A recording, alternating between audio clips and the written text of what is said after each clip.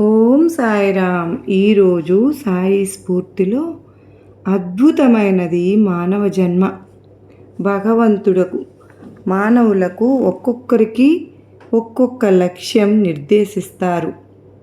ఆ లక్ష్యాన్ని గ్రహించుకున్న వారే జీవితంలో విజయం సాధిస్తారు.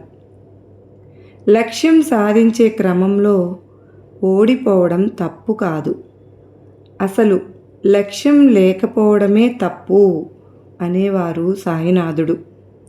చెట్లు మన నుండి ఏమీ ఆశించకుండా సేద తీర్చుకునేందుకు చల్లని నీడనిస్తున్న పూలు, పండ్లు ఇస్తున్నాయి కదా.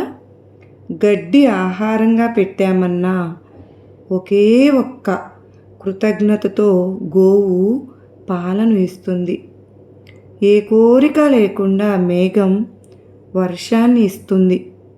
నదులు నిస్వార్థంగా తమ అమృత జలాలను పంట పొలాలకు అందిస్తున్నాయి.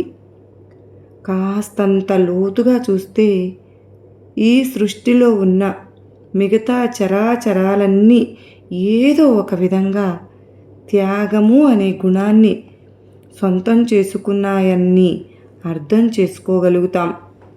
బుద్ధి విచక్షణలు ఉన్న మనం మాత్రం బద్ధకంతో ఎటువంటి మహత్తర లక్ష్యము లేకుండా జీవించడం సమంజసం కాదు కదా.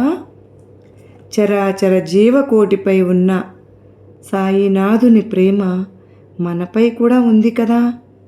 బాబా దివ్యమైన ఆ చల్లని ప్రేమను మనమందరం కూడా తెలుసుకుని సాయినాథుని ప్రసాదమైన ఈ అద్భుతమైన మానవ జన్మను సద్వినియోగం చేసుకున్న వారే సఫలీకృతులు అవుతారు అన్న సత్యాన్ని తెలుసుకుంటే మన మనసే మార్గం చూపుతుంది.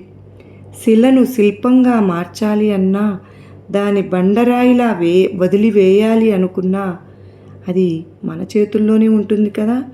అందుకే ఈ అద్భుతమైన మానవ జన్మను వృధా చేసుకోకుండా మన జీవిత లక్ష్య సాధనకై సహాయం చేయమని సాయినాథుని మనం సదా వేడుకుంటే కరిగిపోయి బాబా మనకు ప్రసాదాన్ని కలిగిస్తారండి.